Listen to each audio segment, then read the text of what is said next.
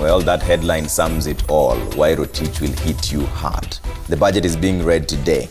Behind us, that's the deficit we're looking at. 607 billion shillings. Borrowing has headed to more than 56%. Threshold is 60%. The question is, where is this money going to come from? And considering Kenyans are already suffering as it stands. Robert, I'll start with you. What are the most likely ways of getting this money? Considering the Kenya Revenue Authority says that it's working on a system to enhance tax collection, but year in and year out, they've always missed the target. 9 times in a row now. Yeah, it's been certainly a very ambitious target for revenue, but that's a deficit, so that's going to be borrowed. So the bigger question is what is Revenue Authority going to do to raise the ordinary revenue, the tax revenues that are expected to raise, which is a very significant number at 1.8 trillion. Yeah. That's a very big number. So whether this is borrowed internationally or locally, and in fact borrowing locally is one of the things that many people are complaining about, especially the private sector. They say the government has an appetite of borrowing locally, edging out anybody else. So governments, this relates to the interest rate capping. Yeah, should that be reviewed? Because then it means most of the SMEs can't get money because banks would rather just give money to the government.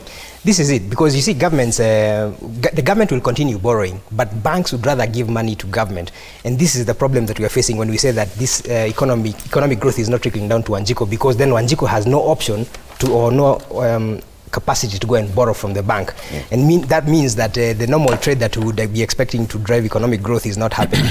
So until government stops borrowing from the domestic market, we'll have a problem in terms of driving economic growth in this country. Robert, according to the daily papers this morning, some of the likely fixes when it comes to this on how to close it up: increase of tax when it comes to what they're calling the sin tax, tobacco, alcohol, and betting. 1, 2, lavish expenditures. This is in terms of high-range vehicles and the imports of manufactured goods. We're talking about other potential targets like the loan industry, mobile money, as well as online businesses. Online businesses, something that is very common with young people in this day and age. Mobile money, you and I use it even in the most interior parts of this country. So question stands is, if they're going to tax all these other places, what happens to my small kidogo salary? How am I supposed to survive on it? And I'll come to you, Mbithe, because that same salary, I'm supposed to make investments.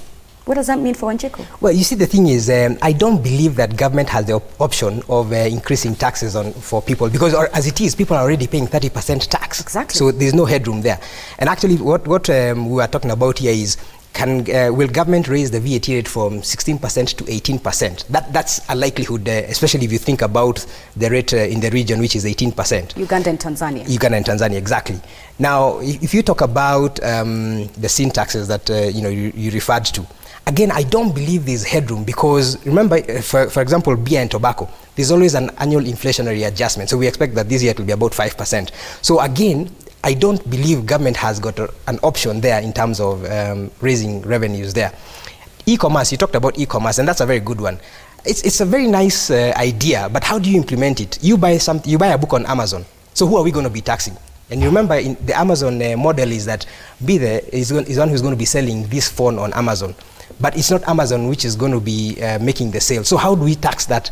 It's a very lofty idea, but I don't believe that it's going to realize any revenues for this country. So do you see Rotich closing this gap with you and our taxes? There are options behind you, actually. I actually don't think he's going to do that, because remember last year there was a proposal to raise the tax rates to 35% for corporates and for high-earning individuals. But there was an outcry, because as it is, we are already overtaxed. And this is why I agree with what my colleagues were saying.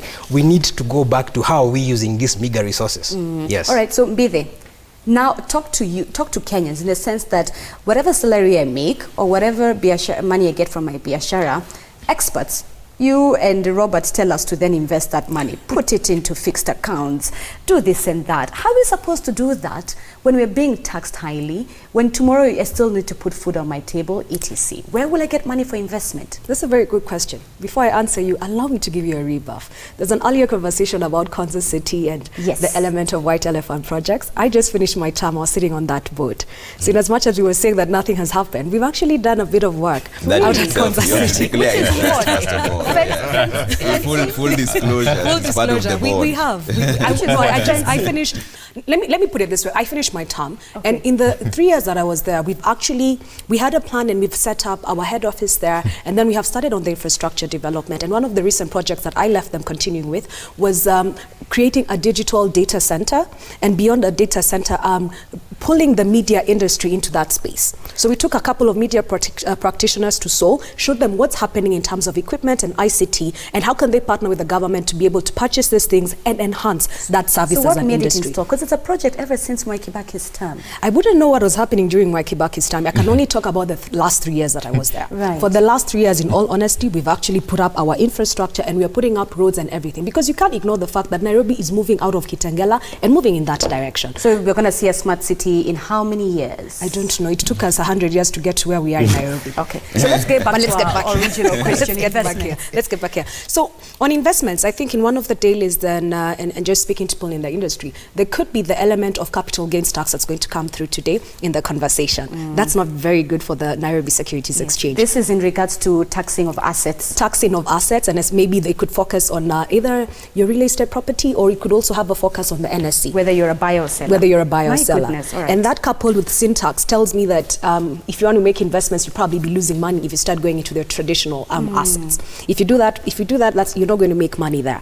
I think we are in a space where we can't ignore what the government has done in terms of infrastructure. The infrastructure we have today has given us better shocks to withstand what's going on.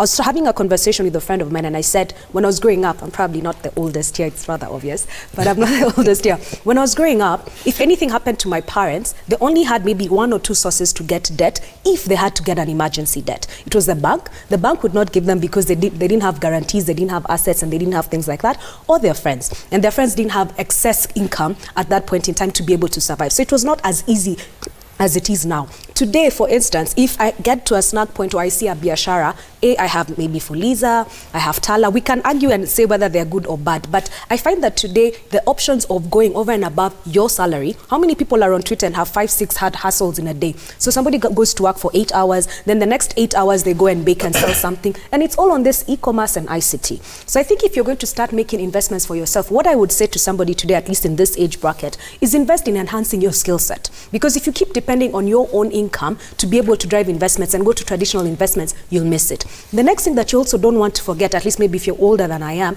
look at the element of real estate. I think we see that the prices are coming down and it's one of the affordable agendas. I'll say this, when we went to Seoul, again, courtesy of Konza, what I noticed, I was speaking to the people, middle-aged people, like people are about 40 to 50 years, and I asked them, what do you invest in when you invest in Seoul? They told me they don't make investments. They can't afford it. They can't afford to buy stocks. They're very expensive. They can't afford to buy real estate. It's very expensive. They have to actually live as a couple with no kids because that's the only way they can be able to survive in Seoul, the city.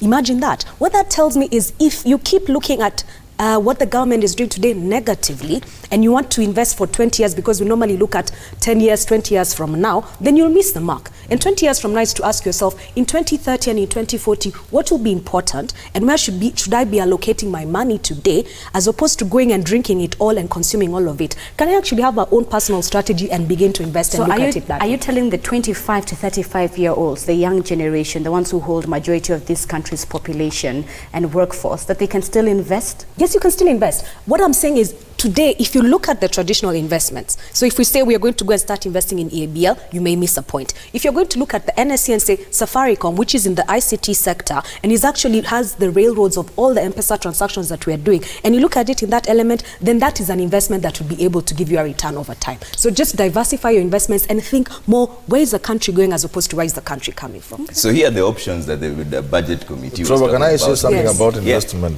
Yeah. I'm not an economist, I'm not even an expert like them, but as a layman and a simple man, I look around and wonder, about investment and about economic growth. You see, one of the problems we have in this country is that we pay people so badly, they have no money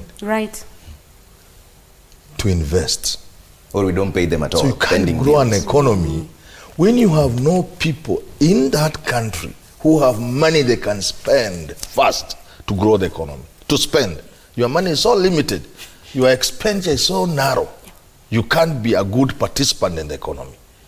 And much more seriously, your income is so low, like she says, that you cannot go to the next step of investment.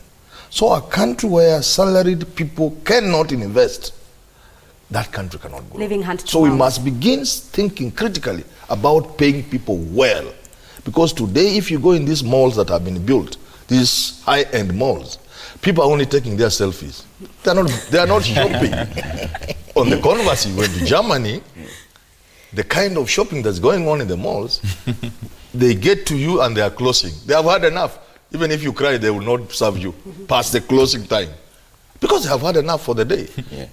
Here, people can serve you until midnight because they have not had a customer. So we must, as a country, begin critically looking at the issue of salaries in this country.